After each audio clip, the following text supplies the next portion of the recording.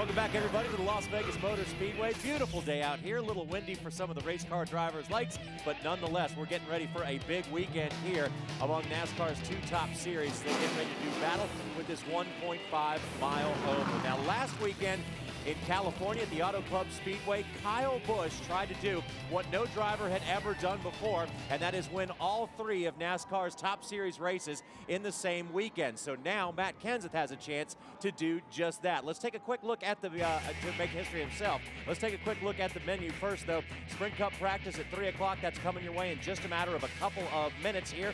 All times Eastern. Then it's nationwide final practice at 4:30.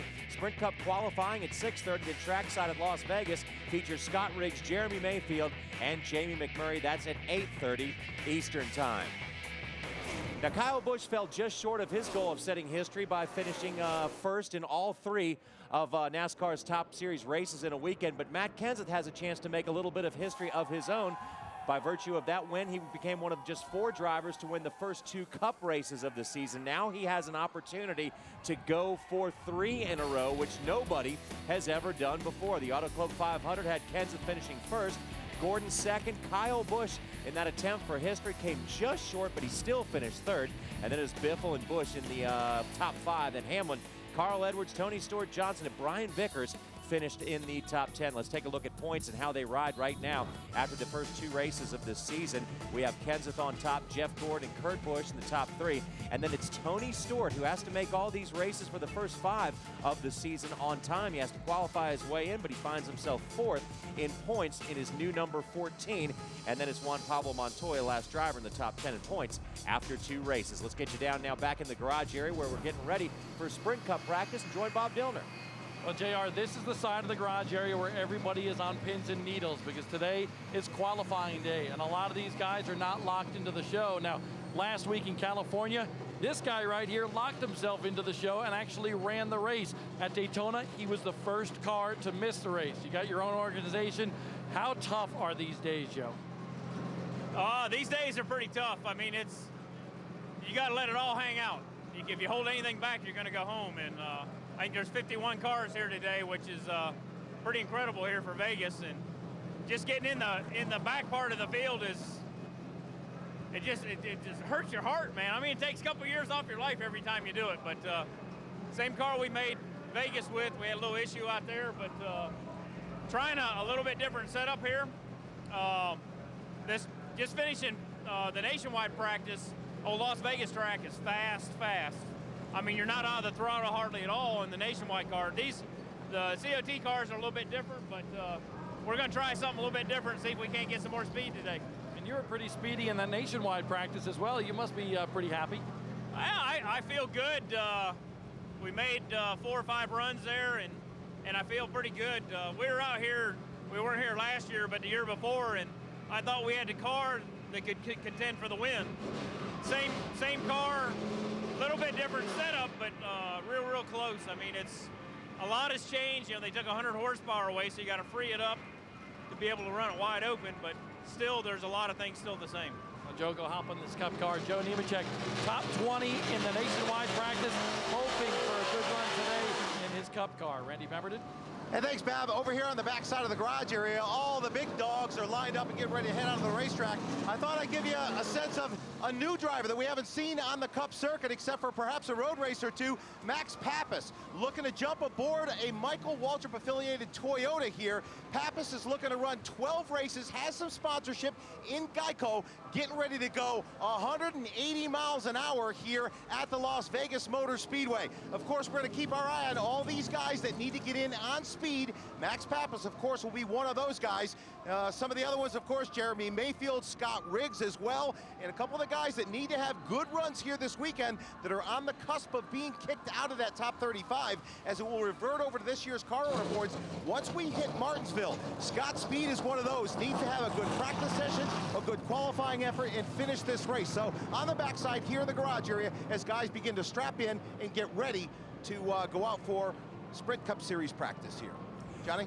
Hey, and Randy, that's a story we followed beginning with the season opener in Daytona. The fact that a lot of teams went away in the offseason, that opened up the opportunity or the door for some other people to create teams. And that's still obviously going on with all these cars out here trying to make this Sprint Cup race. No question about it. We have 51 cars here, and there are a lot of teams here. And I think this COT, we don't call it that anymore, but for the fans that are just still getting used to this new race car, the COT has afforded that. And these guys can come here with these cars. They purchase them from other teams that have gone defunct or perhaps have obsoleted some cars. They've got some cars. They're showing up at racetracks, and they're trying to make a go of it here in the Sprint Cup Series. JR? Randy, thanks a lot. We wish all those drivers well, as they've invested a lot of money in trying to come out here to Las Vegas for the dream of making one of these Sprint Cup races. We got you covered all weekend long here on Speed as NASCAR's two top series do battle with the Las Vegas Motor Speedway. A look inside that neon garage. Come out here and join us if you're in the area. If not, keep it right here on Speed. Now let's go up top for Sprint Cup practice.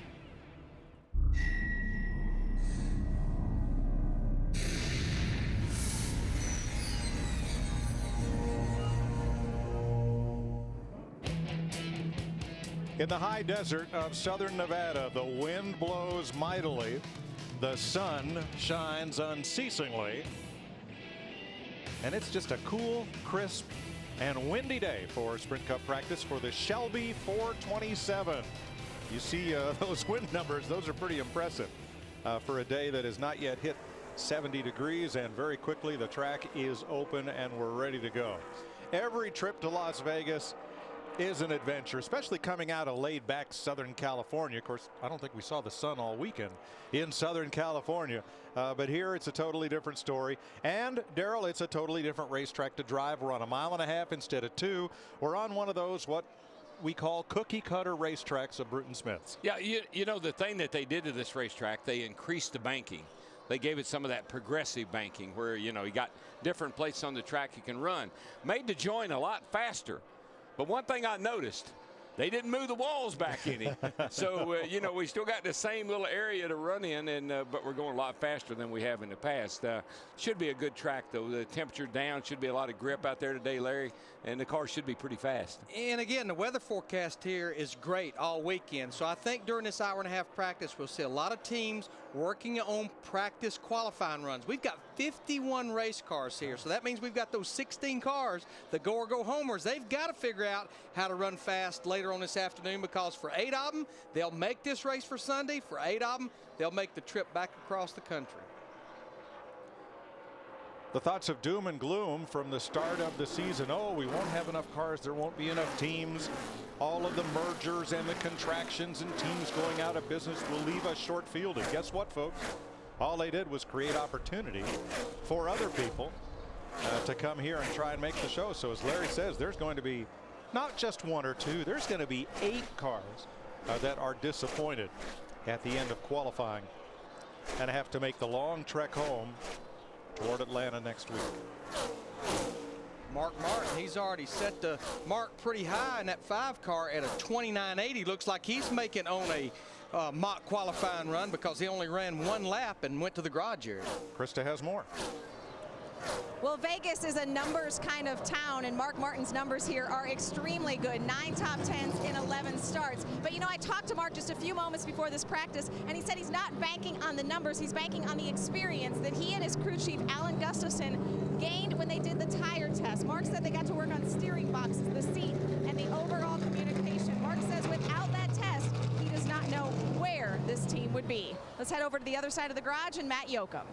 Chris, it's been a 4.5-day holding pattern for Matt Kenseth and his 17 team as they continue their chase for NASCAR racing history. No driver has won the first 3 races of the year, and what's even more impressive, if they pull it off this weekend and Kenseth scores his 3rd Las Vegas victory, they will have done it with 3 different sponsors. But really, to me, the most impressive part has been how this team has really rebounded from 2008. A rookie crew chief, and it goes back to 2006 when Darian Grubb stepped into the shoes of Chad Knaus with the 48 team. In their first 3 races, they had a 1st, a 2nd, and a 1st. Impressive. But now Drew Blickensderfer, even more impressive, with 2 wins to start out the year and coming to a place that's been very stout for Roush Racing. They're hoping to continue their history-making ways. Mike? Surprisingly, down at the sports book down on the Las Vegas Strip, Kenseth is not the favorite of the Roush Fenway drivers. That honor, at least for the moment, belongs to Carl Edwards. You know, one of the things that's kind of interesting, I remember earlier in the year, I think I mentioned that Jack Roush had signed 35 sponsors for his team this year. And Matt Kenseth is on his 3rd one. He won Daytona with DeWalt. He won last week with, who did he have on the car last week? Carhartt, and this week he's got another sponsor. That's kind of unique in and of itself to have 3 different sponsors on a car that has the potential to win 3 races in a row. Daryl, that lap that Mark Martin in that 5 cars, we watched another one of the Roush Fenway cars, David Reagan in the 6 out on a practice run. That 29.80 right out of the truck is pretty impressive, because when you think about it, the track record here is a 29.21 set by Casey Kane 2 years ago in 2007. If it cools down late in that qualifying session, we could be flirting with that track record. I think the thing that Larry's really helping that 5 car is the fact that they were able to do the tire test. I think that helped a lot. See what our little buddy here is doing, Kyle Busch. He's coming up here with a full head of steam, running up on the back of Burton there. Raw. I don't like the looks of that. Not at all. That is all out the tailpipes. That baby has broken something. And I mean, it has happened pretty much right out of the truck. They were on their 5th lap of that one practice session, or that one practice run right there. You can see they're already going to back this car in the garage area and get that engine changed and try to get back out there. You know, last week we had 3 Toyotas that had engine problems, and looks like it. I thought maybe the Gibbs guys were immune to that because they do their own engines in-house, but apparently they've had a failure on theirs this week. Well, is it fair to say that if that's the 5th lap that car's run on the track, that is only the 5th lap that engine has ever done anywhere? That we don't have the lengthy break-in procedures that we used to have for these race engines, do we? Well, you never know. Okay. That engine's been dyno tested. That engine could have been run a lot on a chassis dyno. They put these things on chassis dyno, work on carburetors, tailpipes, a lot of things that are done to the engine before it ever gets to the racetrack. So he started on the pole a year ago. Now that doesn't mean he still can't officially sit on the pole in qualifying later on this afternoon, but regardless, per the engine rule in NASCAR Sprint Cup, he'll have to start this race at the rear of the field on Sunday. Right. So he could win the Coors Light pole. He just wouldn't start there. That's a bummer. Yeah, right out of the box. Right out of the box. At your home racetrack. The Dinger has new colors on his number 44. With Harris on board this week. I know they're glad to continue to see sponsorship on this car. This team's still searching for full-time sponsorship where they can run the whole schedule. Comes in here 13th in the points right now. And Larry, you know how hard the teams work on the cars to prepare to come to a race. Think about the marketing people. How hard they're all working back home just trying to get sponsorship to be able to run the race. Think about the fella has to wrap and decal that car every single week for something different.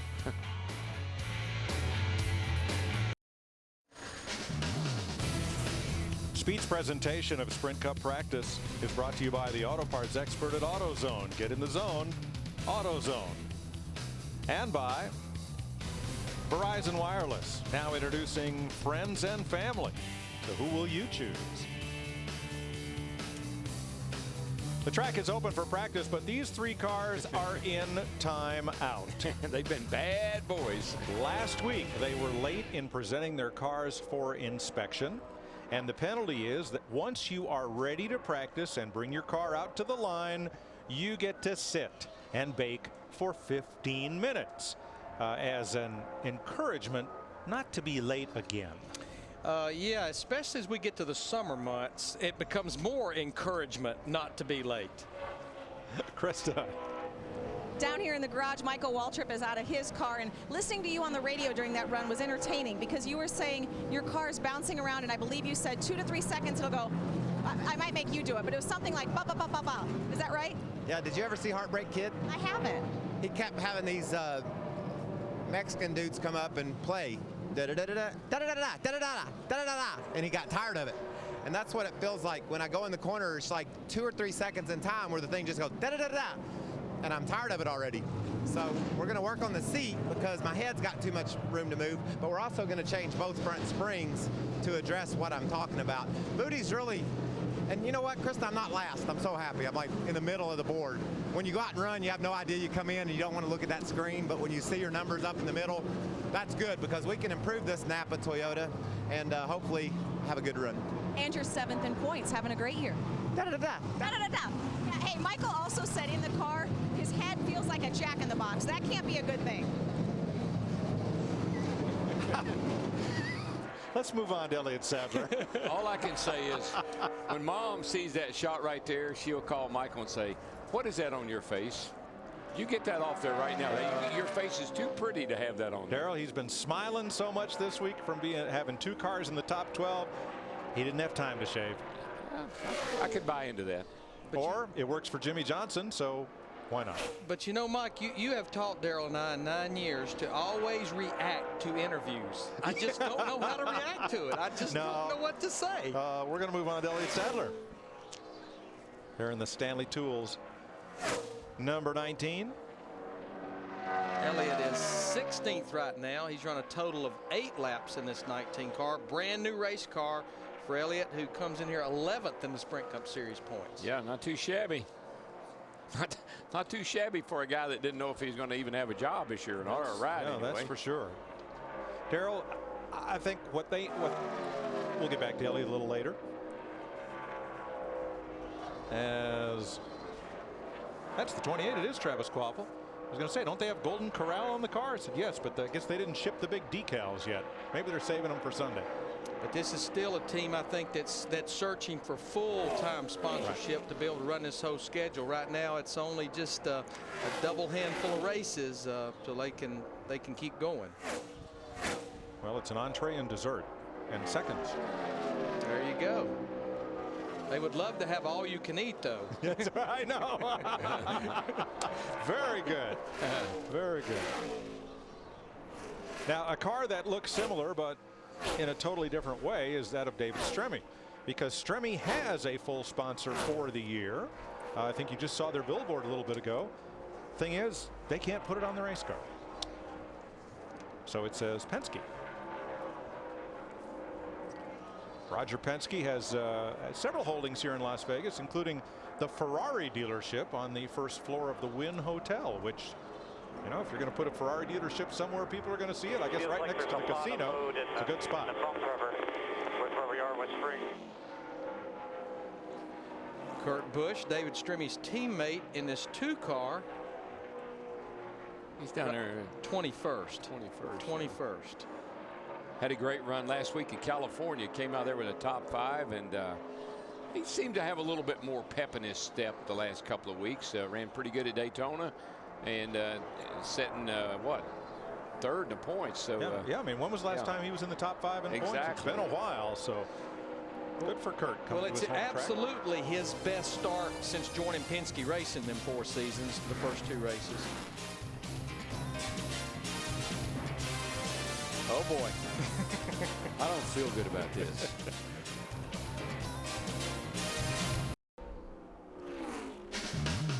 Welcome back to Las Vegas. Here's the Advance Auto Parts Friday menu on Speed.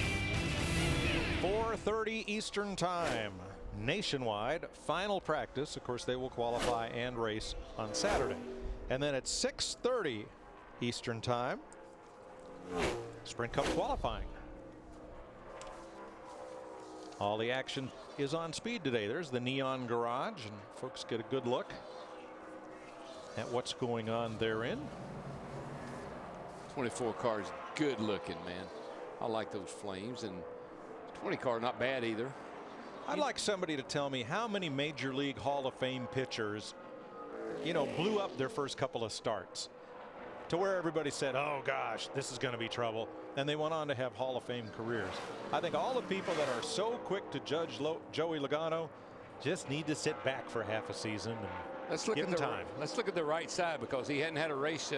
I don't think he's been to a track yet that we hadn't had a little bit of issue with the right that's true. side. No, it's but early. It looks pretty clean right now. I'm proud of the boy. Looks great so far. But right now he's 16th quickest. He's been out twice. He's run a total of 11 laps. I actually talked to his crew chief, Greg Zippadelli, this morning, and Greg was kind of anxious to have him totally to himself this weekend. Joey is not running the Nationwide Series car, and Greg's anxious to see if that can make a difference, just staying focused on his car, because Joey has never turned a lap at this racetrack.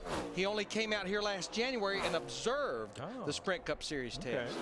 Interesting. And just real quick, across the board, this car doesn't drive anything like a Nationwide car. No. So this might be a good thing for him. Hope so. Matt? Mike, right next door in the garage is his teammate, Denny Hamlin, in the 11. Hamlin said the car much better on the second run than the first run. They're about halfway where he needs this race car as far as feel goes. Way too tight from the center of the corner, and it progressively picks up on exit. They're going to make a front sway bar change. Chris Spider-Gill in the car chief had the bar in his hands. Are making the change now. Then they're going to make one other change in the left rear. But Denny pretty pleased with this 11 car so far, Krista. Matt, down here in the 39 garage stall, talk about a team that needs some good luck. Remember last week in California, kind of some freak incidents. Lost the transponder, the left side wing plate broke off. Ryan Newman and his crew chief Tony Gibson have been joking that they are not doing any gambling at all in Vegas so as not to use up any good luck they might have. Right now, Ryan's biggest complaint out on the track, we are killing the splitter. He says team working to get the splitter off the track. Now, as you look at that paint job, that wasn't primer. I mean, they've torn up a lot of stuff, but that wasn't primer. That's sort of a satin finish on the car. It's really cool looking. And we'll see Ryan on the racetrack, I'm sure, later in this session. There were a number of people who asked if that was some sort of a Dale Earnhardt tribute paint scheme. It is black, red, and silver. Yeah. But folks, it has absolutely nothing to do with the Childress #3 or with Dale Earnhardt. I think it has to do with where we are. What's right across the street over here? Black helicopters. No, those are everywhere. All 22 racetracks we go to. If you don't watch out, one of them will hit you. But, you know, we're right here by Nellis Air Force Base, and there's some airplanes over there that are painted very similar to that, with that same kind of glass on them. So it's a stealth. That was my point. And we're checking on something right now about that 39 number, and we'll get back to you on that. We think we have a huge nugget about the 39 number. And I think I have confirmation. Do you know, in all the history of NASCAR Sprint Cup Series, a 39 number has never won a race. Well, never good. been to victory lane. I'll leave it to you to get out and tell Mr. Newman that. Well, I think that's incentive. But wait a minute. You mean Friday Hassler never won a race in the 39 car? Did he not win a 125? In Sprint Cup. In Sprint Cup. We'll get back to you on that. We'll put our best man on it. Martin Truex. Friday Hassler, I think, from Chattanooga, Tennessee. Little tight, a little free end. I swear I thought he won a race. Little tight, the bumps into one. Snug off of both corners, but it's turning pretty good. Got good grit. Unbelievable. Martin is 28th right now in this practice. The number 39 number has finished second twice in a Sprint Cup Series race. Yeah, that's not bad. Well, we know that 29 has been to victory lane. Here's Kevin Harvick. Last week at Fontana, they had Modern Day High School on the deck lid of that car in Evansville, Indiana. There are several high schools, including one near the Speedway with that name. They won the Shell Pennzoil Eco Challenge and built a car, a high school group built a car that against some of the top engineering universities in the country. And a test last year at Fontana at California Speedway got something like 2,500 miles per gallon. Oh, boy. Oh, boy. Now, it was like a one-person, you know, it was definitely an experimental machine, nothing you could drive on the road. But it's a competition that they have all over the world in different continents, and they're going to do it again this year in California. Evansville, Indiana, home of the Purple Aces. Big rivalry of Kentucky Wesleyan. Owensboro is just Evansville's on one side of the Ohio, and Owensboro's up the river just a little bit on the other side of the Ohio. You know, they were rivals of ours. If you were watching our NASCAR on Fox broadcast from California last week, I think as we concluded that broadcast, we concluded that the fact that the 29 car had lost an engine, blew an engine, and ended a streak of 81 consecutive races without a DNF. The engine actually did not blow up on that race car. They had an oil filter that got a hole knocked in it. They repaired the oil filter, the engine cranked back, but the car, after hitting the wall, was just torn up too bad that late in the race to repair it and get it back on the racetrack. The engine actually did not blow up on that car. Those engine boys will keep you honest, won't they? Yes, they will. They made sure and drug me in there this morning. So I want to show you something.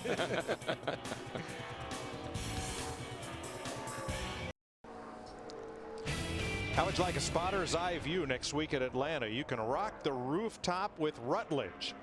Visit the Speed Stage in Atlanta on Friday, next Friday, and sign up to win a ticket upgrade to the luxurious Club One suite for Saturday and Sunday.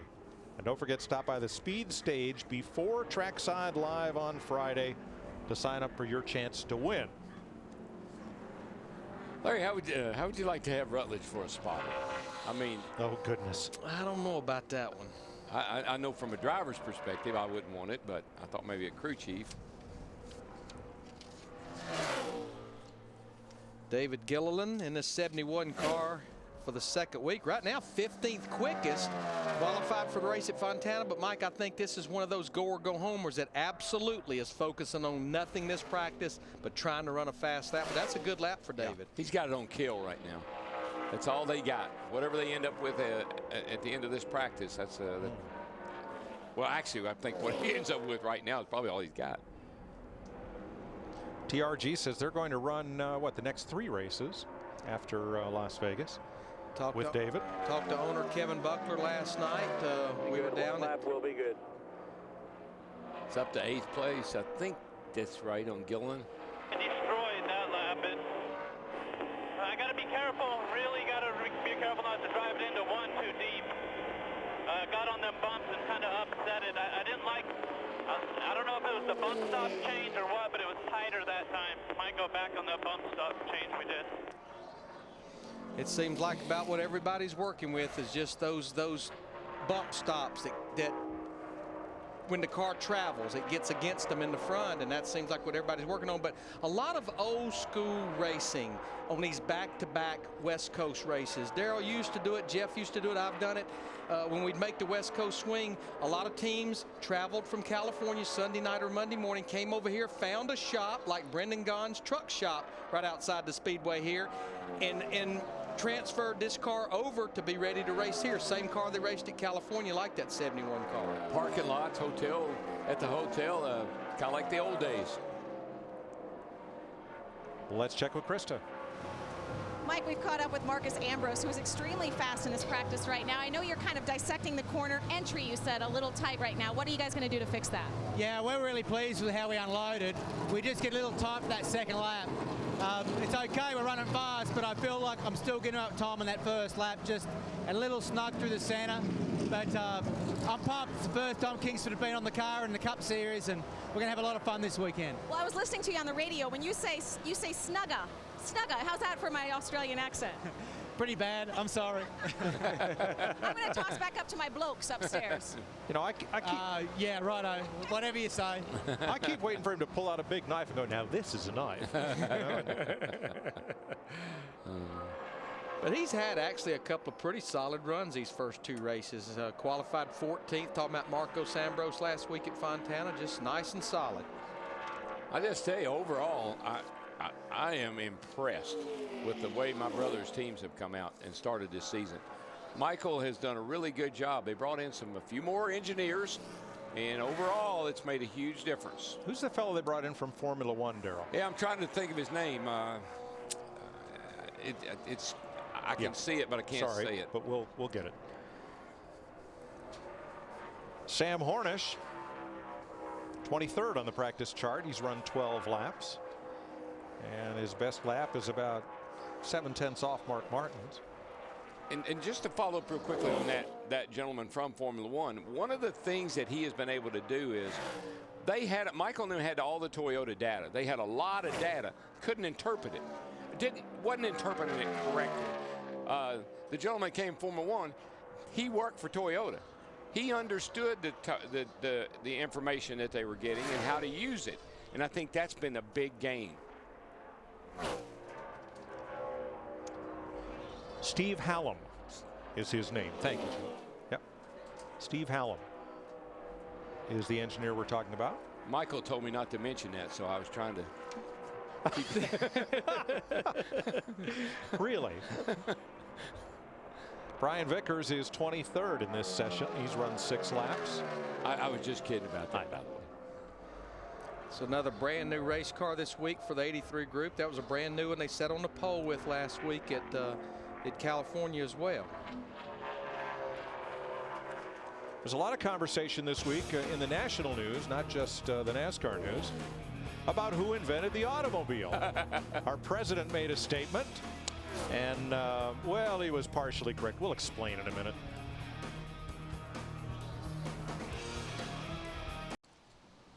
Watch for the Chris Peasy Loves Digger brick when the Hall of Fame opens in 2010. This is not good. That was not there a little while ago. No, we're not exactly sure who that was. But 77 car, yeah, the pretty sure. signs point to Sam Harnish. If you notice what they're doing, they're double checking those foam blocks in between the outer wall and the barrier there. Of course, there's a steel barrier where you see the black marks. I think we'll get a look at it here. Sam Harnish just way up high. There's just no grip up there. That was a pretty hard lick on that 77 car. Yes, it was. The facing of that barrier is metal, but it's the foam that gives it its resiliency and its absorbent quality. Let's look down here on the inside of the racetrack, where last year there was not any safer barrier, and you can see that this year, after Jeff Gordon's horrendous accident back there on the back straightaway, they have added safer barrier all the way down the inside. All the way here. Yep. Everywhere. I mean, they've added it everywhere. Let's check down in the garage with Krista. Mike, taking advantage of this opportunity to catch up with David Gilliland, and we were talking, a lot of people at home really can't understand the nerves that go through going race to race trying to make your way in. You guys obviously working on qualifying. What is that like for you? Do you get any sleep at night? Yeah, it's nerve-wracking, man. I didn't sleep good last Thursday night before qualifying in California, and I thought, well, we made it in. I'm kind of over that. This week will be better. And boy, last night it was tough again, man. I kept waking up, and it's nerve-wracking, but, you know, TRG Motorsports put together a great deal in a short amount of time, and feel real good about the car so far. I mean, last I looked, we were 10th or 11th out there, so, you know, car's running good, driving good, so, you know, our first and foremost goal today is just try and make the race, and I think 52 cars here this week, so that puts a little more pressure on than it was on last week, so we'll see what we can do. You know, like I said, the car's running great so far. Slugger and all the guys have worked really hard. They all stayed out here and worked on the car over the past week, and feel really good. Let's go to Matt. Kevin Harvick, very fast in this practice session. Kevin, what's the area you're looking to work on the most with the time remaining? Well, we haven't even put our car in qualifying trim yet, so that's all race trim stuff. So we're kind of a little bit scared of our shell Pennzoil Chevrolet. It's really good. It's got a lot of grip, and we just got to make sure we make the right adjustments for qualifying trim. So really fast in race trim so far. Very strong on the board. He's getting ready to go back out. His teammate, the 07 at Casey Mears, complaint from his car, just way too tight center exit.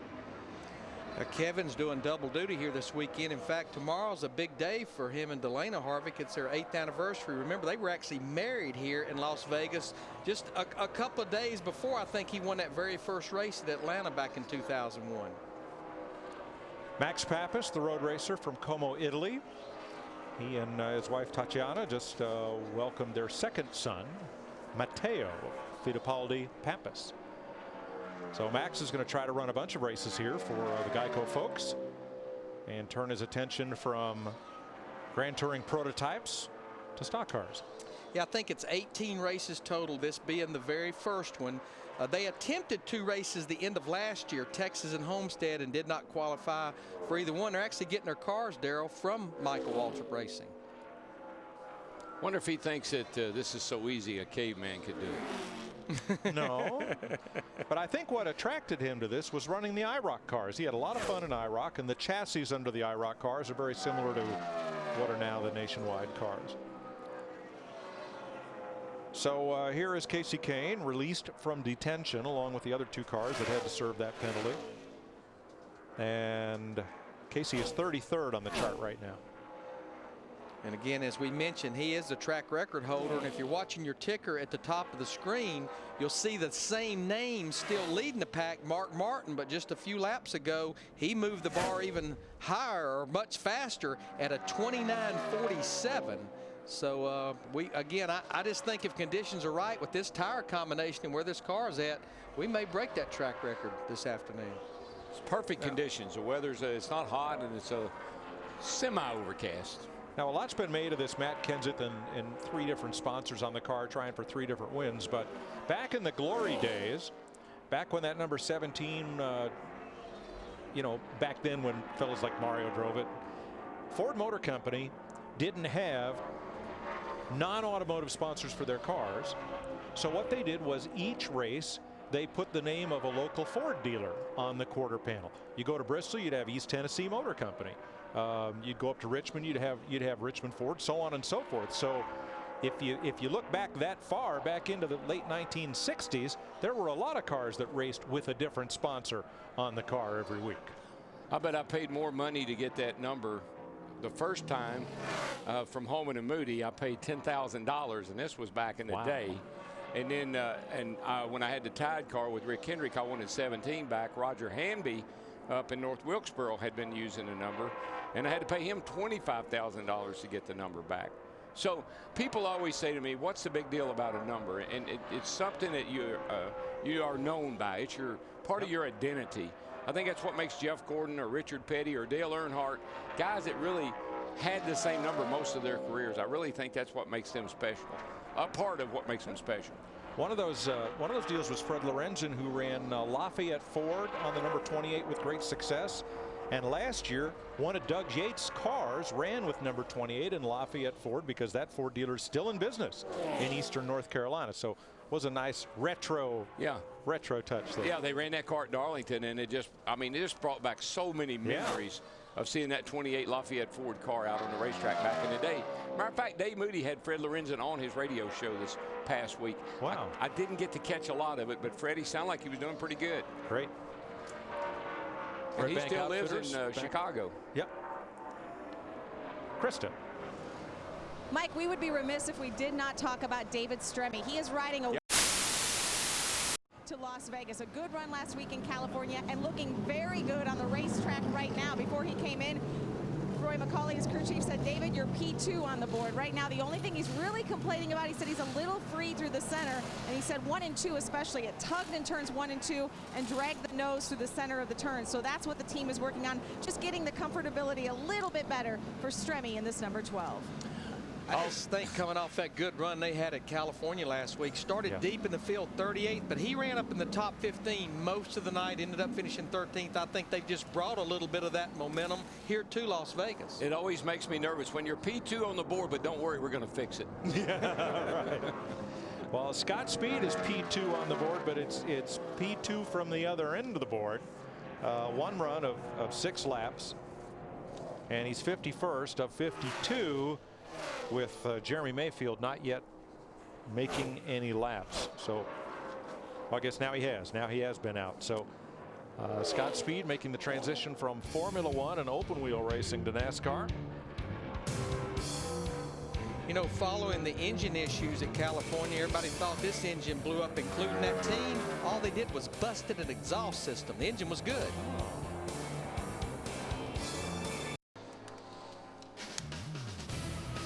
Here's a look at the top 5, and note John Andretti up to 5th, Dave Blaney to 6th, obviously making mock qualifying runs. Max Pappas, Mad Max, is 8th, with Marcus Ambrose 9th, Greg Biffle 10th, and Jeff Burton up there in 7th. So an interesting top 10, right? Yeah, the significant thing, though, is that to look at who's ahead of whom as far as go or go home is. That's kind of what you got to look at, not necessarily where they are in the running order, but who's beating who in their go or go home list. And as we look at Clint Boyer, who's not logged a lot of laps, only 6 so far. Dave Blaney leads the go or go homers. Max Pappas, second quick among them. A.J. Allmendinger, Travis Kvapil, Regan Smith, and David Gilliland. And here they are, the must qualify on time group, and that is in practice speed order. Which we see Tony Stewart there. He would be the only past champion that we know he's going to race one way or the other, whether it's on speed or if he has to go back to the past championship provisionals. 28th quickest right now in this practice. And he'd be the cutoff right there at 8th of those. Now I hope they took this car home and beat it real good with something, because last week it was not, it just wouldn't do it. Larry, what they say, it wouldn't do no kind of way. Nothing. Yeah. So Sterling told them they need to take it home and work on it a little bit. Hopefully maybe they've speeded it up for the old boy. It was run like a mule last week. We've had 11 previous races here at Las Vegas Motor Speedway. A lot like California, it's been dominated by 2 organizations. Roush Fenway, they have 6 wins, Hendrick 4 wins. This is the other guy that has one of those 11 wins here, driving for Ganassi in a Dodge back in 2002. Remember what happened? Remember what happened to him trying to get on pit road? Oh, yeah. He got hit from behind. Right. Came down pit road really, really fast. But because he got hit, I think they really, really didn't notice. And so much. He won the race. That's right. Krista. Jamie McMurray just climbed out of his race car, and what he said to his crew chief, Donnie Wingo, before he pulled in the garage, he said, "I'm loose in, but not so loose that it would bug me in race trim." Says the car turns really good. Oh, good. And Darrell, that's probably because in race trim, you're not going to be hustling that thing down in the corner like you're going to be in a qualifying run. Yeah, you want it, basically, if you could have the car the way you wanted it to qualify, you'd want it to be able to run wide open. Now, you know you can't do that in a race trim, so you back that up a little bit and don't drive it to where it's loose, and you'll be fine. Let me get back to a topic we touched on earlier. Earlier this week, President Obama talked about Henry Ford inventing the automobile, which Henry did not. Ford Motor Company had the same logo then as now when Henry was cranking out Model Ts. And what Henry did was take the idea of using commonly made parts to a given specification and using mass production assembly line techniques to build affordable cars. That was Ford's invention, the automotive assembly line. Sources disagree, but two bitter rivals in both the showroom and the racetrack win on Sunday, sell on Monday. That's how it was in Germany in the 1880s. Carl Benz and Gottlieb Daimler, with help from Wilhelm Maybach. Benz built his first car, which he called the Benz patent wagon. He got the patent for the automobile. Some sources credit Benz. Other sources credit Daimler for building the very first automobile several months before Benz. They were bitter rivals for 15 years, and then Daimler's Mercedes merged with Benz to form the company that now builds Mercedes-Benz. Wow. And how did they get the name Mercedes? Well, Daimler needed someone in France to distribute his cars, and the man's name was Emil Jelinek. And Jelinek made a Darrell Waltrip kind of deal with Daimler, right? Right. He said, if you'll name the car after my daughter, I'll sell it. Her name was Mercedes. Oh, well, how about that? That's quite a story. Matt, you can't make this stuff up. I mean, we don't make it up here. It's the truth. Just like Greg Biffle in practice earlier, nationwide, a whiteout. Yeah, I thought it was snowing. The 5-car lost an engine. They put a lot of grease sweep down, and it was right against the fence where they couldn't, the blowers won't get to it. And I was coming up on a lap car, closing pretty fast, and was going to follow him off the corner and then go to the bottom, and I couldn't see anything. It just scraped the fence a little bit. The guys fixed it right up, and we got going again in Nationwide. But both cars really fast, pretty happy with them.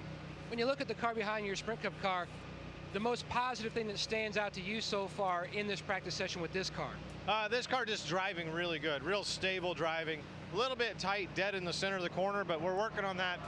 And right now switching over to qualifying trim, but ran a 29.90 in race trim, which is pretty dang fast. Thanks, Greg. Thanks. Well, obviously, Jack Roush didn't take to heart what Greg said after the race last week.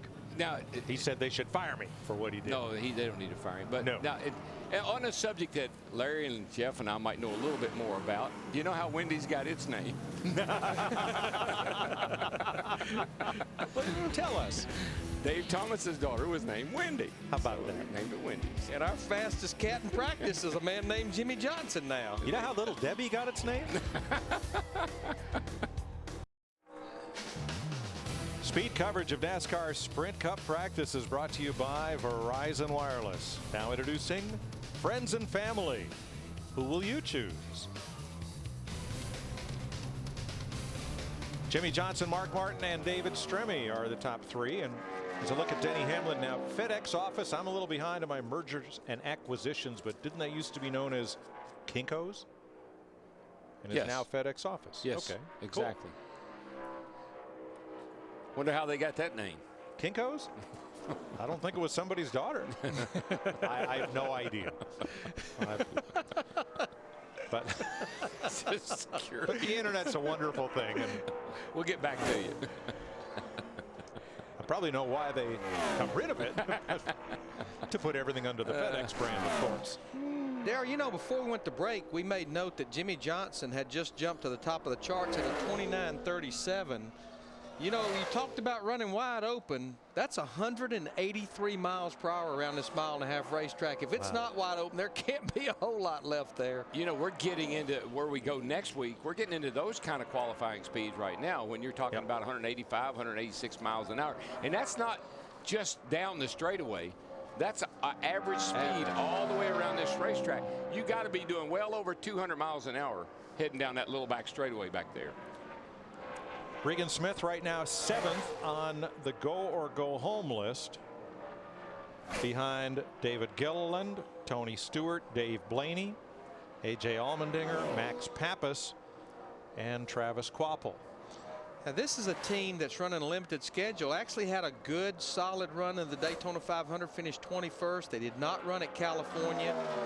They were scheduled to run here, and then it was going to be probably all the way to Talladega, but they're starting to add some races. They're actually going to race Texas, so we're starting to see this team add a few more races to their schedule.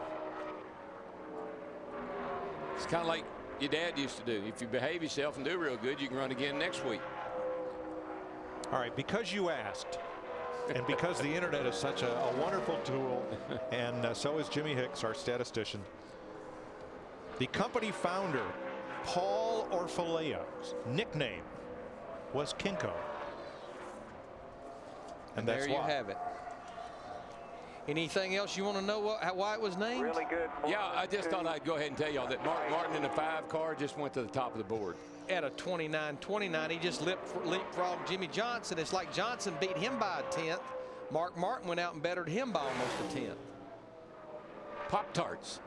Now, I can tell you a couple stories about Pop-Tarts.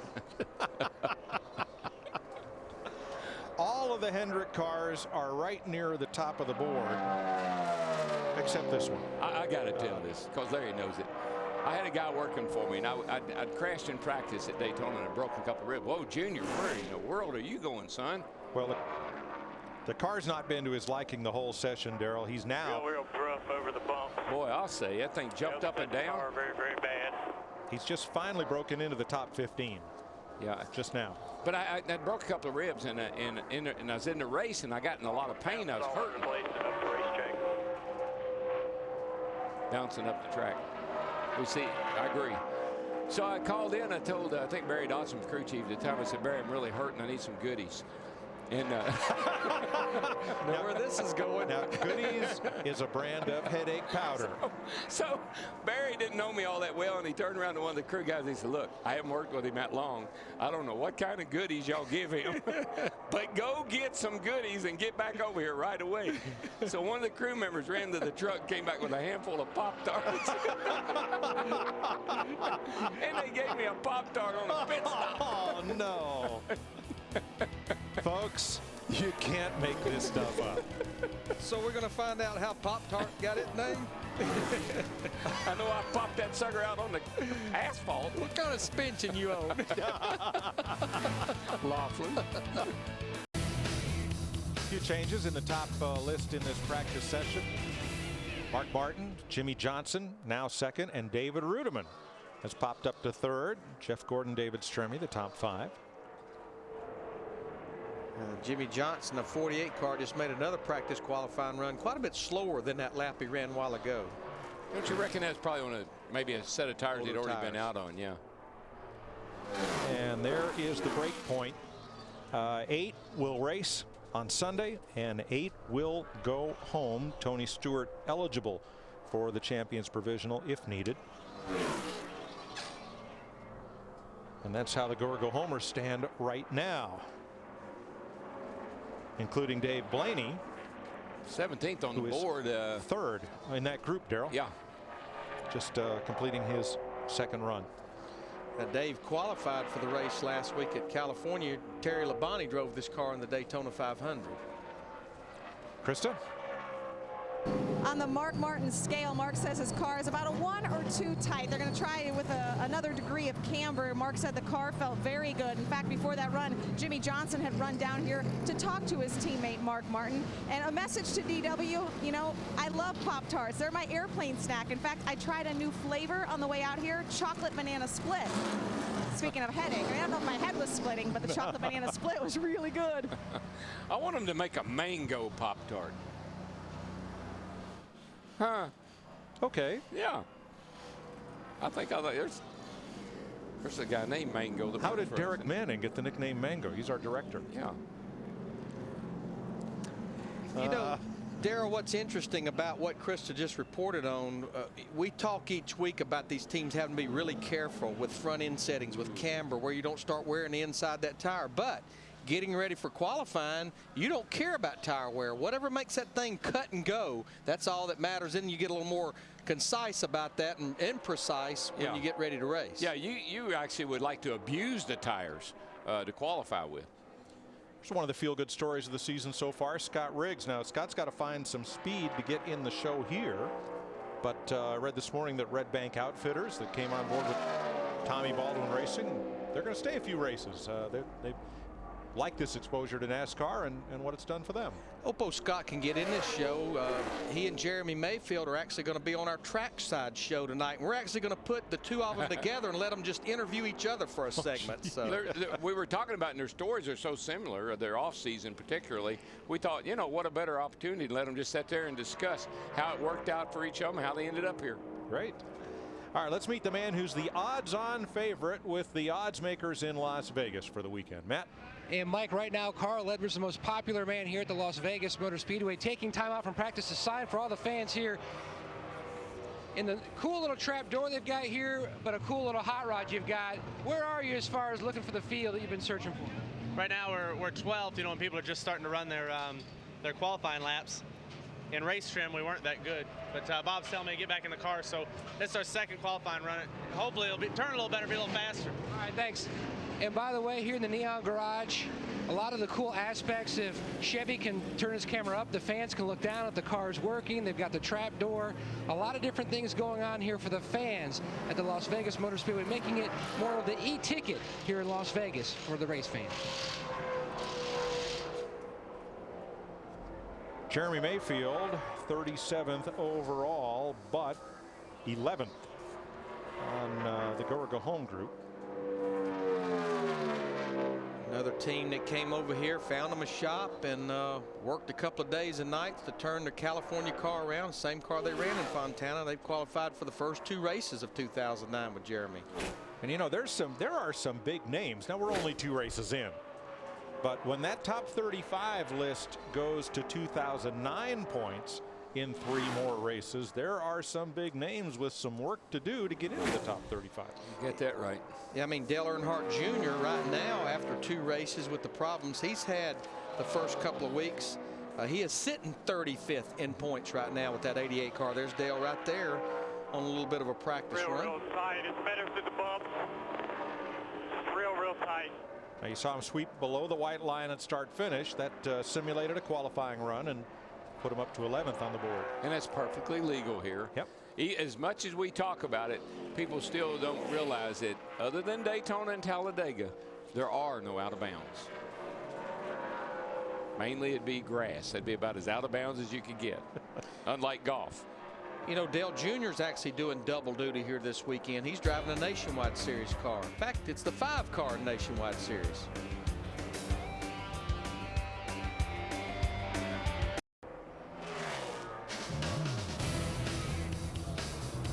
Mark Martin is just tearing this place up. He is, and that car looks perfect around the racetrack. It's not bobbing or weaving, it's just down and digging. He slows down a couple of tenths, but I'm like you, Darrell. If you go back out there probably a second or third time on your tires, more than likely you're not going to have the grip you did when they were brand new. And that's where you need a driver like Mark Martin that can say that little change we made was better. When we put tires on, we're going to pick up. We talked a little bit about Ryan Newman's paint job for Haas Automation, and we point out that they are a sponsor, not just the default paint job. If they don't have a sponsor, they're actually a sponsor on this car. But you know, Larry, the number's white, trimmed in red. The lettering's white. The bottom, the valence is silver with a red stripe. Sure looks a lot like the old number 3. It really does. Really does. Does that 3 look like the old 3? No, because the old 3 is copyrighted. You can't use that 3. But the team says there was no intent to copy the Dale Earnhardt, Richard Childress paint scheme. But there sure are a lot of similarities. There really is, especially when you look at that silver bottom with that red stripe. But he's jumped up to 9th quickest in that 39 car. Here's a new paint scheme. It'll be hard to miss this one out on the track. This is Eric Almirola for Earnhardt Ganassi Racing. TomTom is they make GPS. Yeah. Help you get lost equipment, help you find your way equipment. It's, come on, I'm kidding. It's yep, GPS navigation equipment for your car. It's called the TomTom Go. Eric is 26th quickest right now. He's run a total of 18 laps. Reed Sorensen in the Richard Petty Motorsports, number 43. What used to be Gillette Evernham and Petty Enterprises. You know, it's a long airplane ride out here. So you read a lot of stuff. But I did find this interesting. Do you know that Reed, the King, Richard, retired at the end of the 1992 season, 17 seasons ago. Wow. And Reed is the 7th different driver to drive the number 43 car since the King retired at the end of 1992. You throw some names out there. John Andretti drove the 43 car. Rick Wilson drove the 43 car. Bobby Labonte. Bobby Labonte. Bobby Hamilton. Bobby Hamilton. I was thinking of. But Reed is the 7th driver to drive that number since the King retired. Bobby Hamilton won Martinsville. He won Phoenix. Won a couple of races in there. John Andretti won Martinsville, I think. Yeah, and that was, I give Robbie Loomis a lot of credit for that, because Loomis had actually been with Jeff Gordon, who won some races with Loomis at the helm. Sterling Marlin's moved up to the bubble spot among practice times for the go or go homers. He is 8th out of that group. There's the line that if we used practice times to set the field, and we don't, everybody below Sterling Marlin would be on the going home list. So there's some work to do. And I would about bet it's going to be one of those things that's going to come down to tenths, maybe, or probably closer to hundredths of who makes this show and who goes home. You know, when Richard Petty retired at the end of '92, there was some consideration given to NASCAR retiring his number. Now, NASCAR has never retired a car number. And Richard said, no, I don't have any interest in retiring the number, because as years go by, whoever drives that number 43, maybe they'll just think that Richard Petty once ran that number. And that's how it's worked out, especially since Richard has controlled the number 43 ever since, and the number is still styled exactly as it was on his cars. See, Jeff Gordon there just made a practice run. He's 7th quickest. Interesting story about this particular car. This was not the car they intended on racing here. This was the car they finished 2nd with at California. Steve Letarte and them, they had the intended Las Vegas car in a different truck. This car ran so well, Steve, Jeff, even Rick got together after the race. They flew home to Charlotte to pick up parts and pieces. The truck driver and Earl Barbman, Jimmy Johnson's spotter, brought that car here to Brendan Gaughan's truck shop. Phil stripped it. The guys got back out here on Wednesday, worked all day Wednesday and Thursday, and there she is. Now she's the Las Vegas car.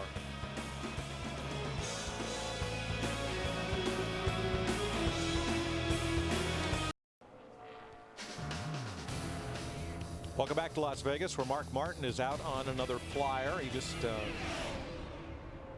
went out for the green, and here he comes across his best lap, 29.29, and this is a 29.41, so a little quicker than his last pass, not as quick as his fastest. I think he's just tweaking it a little bit. I believe that little change they made and that he went back out and verified, I think that was a real full-blown qualifying run right there, and I bet he says he didn't like what they did. He's made a total of 5 runs, pretty much all of them just about 1 lap apiece. Krista. Well, tweaking is exactly right. On the last run, Mark came in and said, I did not feel a lack of grip. I didn't mess up my car on that run. It was good. Nothing wrong with the lap, just the lap time. He said the small camber adjustment that they made on the run previous did not change it any. This time, planning on just going out and scuffing their qualifying tires. They're just going to knock the newness off, I guess. That's a driver comfort thing. So when you take off down pit road down there, you don't spin out when you go up on the racetrack. I've seen it happen a number of times. And that just knocks that little edge off the tires and gives us some comfort. But if my car was as fast as Mark Martin's is compared to the field, I'd quit tweaking on it, because you might just over tweak. Juan Pablo Montoya right now, he's 11th quickest. This Chevrolet had a good run last week at California. Was pretty solid all night long. It was all said and done, ended up finishing 11th. I said earlier in the season, I thought this guy was going to do real good this year, and I'll tell you why. They had great cars at the end of last year. He just didn't get very good finishes. If you remember, he was running really good at Atlanta, got wrecked. I think he was running really good at Homestead, got wrecked. He had some good runs going at the end of last year, didn't get good finishes. But he and his crew chief, I think they really have something good going right now, and it's paying off. You see the side of Sam Hornish's car after his bout with the turn 4 wall earlier. That's really been the only incident we've had in this practice. Yeah. Sam's 17th quickest, right behind his teammate Kurt Busch. You know, Darrell, we've been talking about the speeds at this racetrack, and if you go back a year ago, race that Kyle Busch sat on the pole, Carl Edwards won the race. A lot of complaints after that race about the tire situation, no grip. But I think continuing to try to improve. We've already talked about Mark Martin doing a tire test here for Goodyear with the help of NASCAR. I think they've softened that left side tire. They got a little different sidewall construction, and I think along with some nice weather, that's where these speeds are coming from. Well, this car will continue. I don't know how long it will do this, but it will continue to evolve. You know, you hear teams every day talking about this is a new generation of race car. And that's what NASCAR knew from day one. Give them this car, yeah, they're going to complain about it, but by the time they have it a year or so, they will have figured it out, and we won't hear the complaints that we once heard about the car. Plus, the car will become just customary. Everybody be comfortable with it. Well, do you remember when Ford made the change from the Thunderbird to the Taurus? And Jack Roush had so much success with the T-Bird. I said, well, what do you think about changing to the Taurus? He says, oh, this is the greatest thing they could do. And I go, well, why? You're so successful with the old car. And he said, you can only throw so much paint at an old canvas. Yeah. You know, now we got something new to tweak on and to try to make better. Yeah, you remember last year, I think it was last year, Greg Biffle came out here in a tire test. They had a terrible time trying to find tires that they could even keep on these cars last year. Greg had a horrible crash out here on the tire test, came back for the race itself, and I think actually crashed again in practice. So they've come a long way with the development of the car and the tire to match it. All right, man, nice job. The 29.31 P2 there. Second.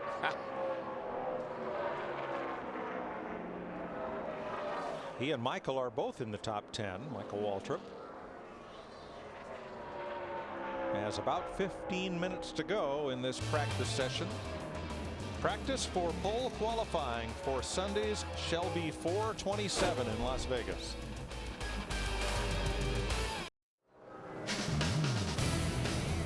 Work continues on Kyle Busch's car. They appeared to lose an engine very early in this practice session. Matt? And Mike, I just got an update from crew chief Steve Addington. He says at this juncture they have no plans to get this car back out before the end of this practice session, which is now less than 15 minutes. He says basically Kyle got in 5 laps, was comfortable with the car. They're going to look at their teammates, Denny Hamlin and also Joey Logano, and see how far they migrated in different areas, and then decide what they want to go with as far as the 18's qualifying setup. But they will not get this car out in time before this session ends. And you know what? He's one of the few guys, Carl Edwards, a couple of them, that jump from a nationwide car into a cup car and are able to do it almost effortlessly. So not having any practice, they're kind of used to that, as a matter of fact. Krista? Want to update you on Kyle's brother Kurt just coming back in from a run. Said he was on the right front harder that time and it shot up the track. He said he's not too bad in 3 and 4, just a little tight. So with the previous setup, he said his car bounces and that's how he lost time. This time it slides the tires. Of course, a race car, an inanimate object, but Kurt described his car as having a ticked off right front. That right. The only thing worse than that is a set of tires that's mad. You get a set of mad tires and a ticked off right front, I wouldn't even go near that car. But it almost sounds like what they did, Darrell, they let that right front travel a little bit more. And it just got down on it too hard, and it makes it where it's like got a real strong right front spring in it, just shot it up the racetrack. Have you ever seen a riding lawnmower with solid tires on it? You know, don't have air in the tires? That's what one of these things feels like when it gets down on those bump stops. And when it hits a bump, same effect. Bam, bam, bam, bam, bam. Robbie You Gordon. sure it wasn't da-da-da-da-da-da? I'm thinking that was a rev limiter. I don't think he heard that right. Robbie Gordon, 36th on the board, jumps up to 27th. A little bit of a line of cars waiting to take to the track, try to get a clean run. And unlike Daytona, you're not worried about clean air, but I think the biggest thing you want, Darrell, you don't want a distraction out there in front of you. You want a clean racetrack where you can focus on hitting your marks. If you're going to run around this joint 184 miles an hour, 185 miles an hour, you want to be sure you're just watching right where you're going. Right off the end of the hood. About some guy way up the track ahead of you. Bobby Labonte, the Ask.com Ford of Hall of Fame Racing. 15th on the chart after 16 laps run. Bobby has a couple of poles here, driving for Joe Gibbs Racing back in '99 and again in 2003. Larry, you talk to Logano's a bunch every now and then. His dad and Brandon races with him. They hang out together. What's his confidence level like right now as we look at Jeff Burton? But we were just seeing Logano go by there a second ago. You know, I think his confidence level, Darrell, is still good. You know, I think that obviously their expectations was much higher than it has been coming into these first two seasons. But I think, you know, they want to just put first two races behind them. They've come out here to Las Vegas. They're not worried about a Nationwide Series car. And I think they're anxious to see if the results are any different. The biggest thing that I've been the most impressed by, Darrell, and talked to Greg Zipadelli, Joey's crew chief, this morning, is how much his two teammates, Denny Hamlin and Kyle Busch, they've wrapped their arms around him as a true teammate and tried to really, really help him, even talking to him by way of radio when they're in their race cars. There's Greg. Yep. Now, how this benefits them is they want Logano to get to the point where they can offer him relevant feedback as well, and this whole team move forward. You had a couple of text messages to our question about Hall of Fame pitchers who did not do well at the start of their careers. Well, what I was told with one is Sandy Koufax had 2 losing seasons to start off, and then as they put in the text, the rest is pretty much history. That's right. On Sandy Koufax. Jim Palmer as well didn't get off to a great start. But patience. Greg also pointed to the 11 car, and he said, much to everyone's delight, that driver right there, Denny Hamlin, has stepped up and he's taken the senior leadership role with Joe Gibbs Racing, and he is the senior leader over there now.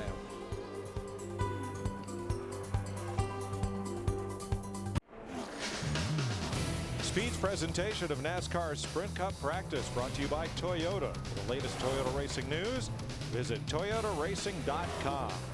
Toyota, moving forward.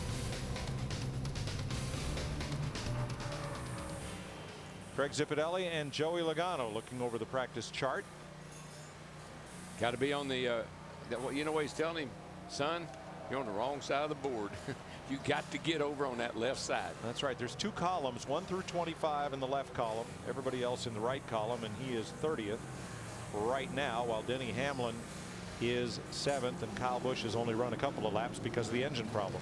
And Mike, that's another team. They're hunting the top 35 right now. They're 37th in points, and as you mentioned earlier, 3 races to go. Once the checkered flag waves at Bristol, then we will go to the current 2009 owner points.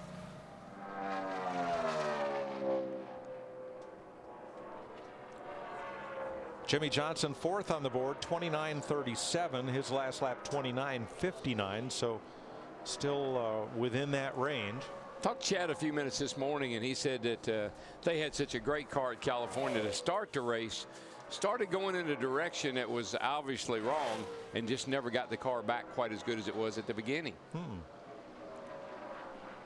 This is a brand new race car for that 48 group. And talking about his teammate Mark Martin, Mark still is the top of the charts, and the last time he ran just a few minutes ago, he came within about 1/100th of what that fast time that he said earlier. So they kind of, you might say, they actually backed it up. Yeah, I think they tried a few things and to see if they could improve the car, and looks like it's just pretty much back where it was, which is not a bad place to be based on that time. And we need to add, there's actually a 5th Hendricks car here, the 25 car with Brad Keselowski. He'll have to qualify on time. Right now, Brad is 34th quickest, but the good news is he's 5th quickest of the go-or-go-homers. And let's update that group for you. Again, the highest 8th in that group will qualify, and that's down through, what, Jeremy Mayfield. There's the cutoff point right there between Mayfield and Mike Garvey. So some drivers like Scott Riggs, Joe Nemechek, Todd Bodine still with a lot of work to do. There's GoDaddy. You better go, Daddy. You better go fast. 2 minutes to go in this practice session, and Krista is with the driver who it looks like is going to win practice. That's right, Mike. The star of this practice, Mark Martin, his numbers. I talked at the start of this practice how good your numbers were here. You're making me look very smart because I heard you say good, good, comfortable. How good is this car? Oh, it's good, you know, but we hadn't done anything yet. We hadn't qualified yet, and we hadn't raced yet. So I'm real proud of this, you know, Kellogg's Pop-Tart CarQuest team. And, you know, I'd like to see us have a little luck. We definitely have a fast race car. We've had a fast race car. I think we're getting better the more that we work together, and I think we'll continue to get better. But I'd like to see a smile on their face when this is all done. Thanks, Mark. Now, Mark is 50. The driver ages in this field are almost a perfect bell curve. There's only one driver under age 20, and you're looking at him. And there's only one driver over age 50. And we just well, I'd be careful there. Over. No, he's 50. Okay, over the age of 50. Sterling's over 50. Okay. He's 51. Yeah. Sorry, Larry, trick question. That was a trick question. It was. And, of course, Larry and I fell for it. I'm just the one that opened my mouth. So the flags are in the starter's hand to put an end to this practice session. And the track is clear, so we're just about to see it with Mark Martin first, David Rudiman's Toyota second, David Stremmy's Dodge third, and the fastest Ford, Greg Biffle, in 10th. For a final time, let's review the drivers who later on today, live on Speed, must qualify on time. And the break point is now between Mayfield and Marlin. 8 will make it, 8 go home. I was trying to see what the difference in time. It's right about 1/10 of a second between Mayfield and Sterling Marlin. And I believe it'll be closer than that when it's all said and done in qualifying. Yeah, knockout qualifying later on today on Speed is going to be quite suspenseful. And they go late. They all go late. The go homers. Old track will be cool. She'll be fast. And here's the leaderboard from this practice session. Now all of these 10 drivers are locked into the field. The fastest go homer, A.J. Allmendinger, was 14th. Look at those times, though. A 29 and a 31, 2 37s, a 38, 3 40s, a 44 and a 45 in the top 10. So a little over a 10th difference in the top 10. Talk about the Roush Fenway dominance here at Las Vegas Motor Speedway. Really only one Ford in the top 10. It was Biffle who was 10. Carroll Shelby signed a lot of sun visors and a lot of dashboard of Mustangs and Cobras. And now he's signed the infield at Las Vegas Motor Speedway, signed the quad oval here for Sunday's running of the Shelby 427, a tribute to a man who's a real giant of motorsports and automotive enthusiasm. Tell you what, he's been around longer than I have. That's a long time. All right, Mark Martin and David Rudiman ended up just 2 100ths apart. They're the class of the field as we look forward to qualifying later on today.